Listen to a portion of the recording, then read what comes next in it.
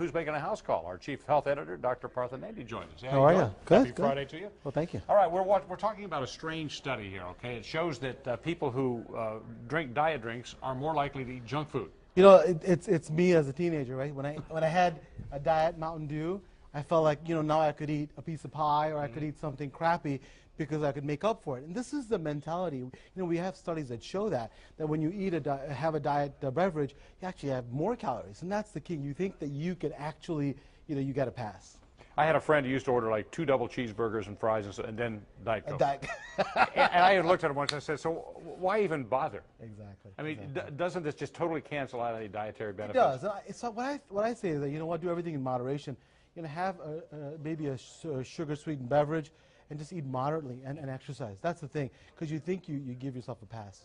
So instead of actually helping you eat healthy, then there's a reverse effect of causing you to eat more. It is, you know, because you have to think about total caloric intake. So the idea is that not just eating that one beverage, but what do you eat throughout the day, and that's the key. And there's still the studies that we're not talking about this specifically today that show that there may be some the diet sugars actually act like real sugars and fool your body into thinking they're sugars. Yeah, there's a whole science behind it. It's very complex, but you're absolutely right. You think that, and then you actually sometimes crave more food afterwards. Okay, so let's see. Well, we're talking diets here. If we're trying to stay healthy and lose a little weight, you're just sabotaging your diet constantly. I mean, it's kind of on the same thing of drinking the diet drinks and suddenly you eat the junk foods. Do we intentionally try to sabotage our diets?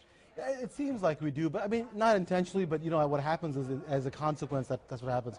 One of the worst things is that when you go to parties like me, you know, it's very difficult to please your friends as well as please, you know, your healthy appetite. So what you want to do is you want to make sure that you be firm. Secondly, serve yourself. Don't let somebody else serve you.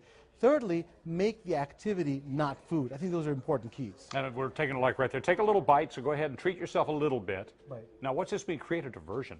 So let's say dessert Don't comes, look. right? I do that when I want to eat. You say, Stephen, look over there. No, that's not the diversion. You kind of talk about a story. Say, you know what? You know, I went out the other day and I saw a good friend of mine, and then they passed the dessert.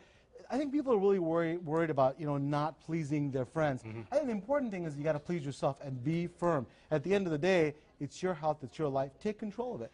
Here's one I'm going to give you that's not on this list, but as you know, in the last 8 or 9 months, I've lost 40 pounds. I'll tell you one thing, I always credit it for at least 10 pounds. Here at work, people are always bringing food in. There's always donuts and pizza and chips and stuff here. It's always good. It's always good, and I used to just graze all day long. I have a rule now that if I do not bring it with me in my little lunchbox, I do not eat it. I don't care how good it is or what it is. And what you're talking about is limit your portions. Have a limit, whether it's at work, whether it's a party, whether it's at home. Have a limit for yourself so that you don't go over it. Yeah, well, my limit has to be 0. Because my motto is moderation to excess. That's my problem. Stephen's gone away. That's exactly. It's a tough thing to do, but it always comes down to diet and exercise. It is. I mean, it's that unless you have a metabolic problem. Talk to your doctor, make sure that your thyroid's okay and that medically you're doing well. But you're absolutely right. At the end of the day, that's what it's all about. Okay. Now, we've all done this. We've hit Siri button by accident on our phones. But Newsy's Kate Grumke found out that with Siri, timing is everything. Exactly.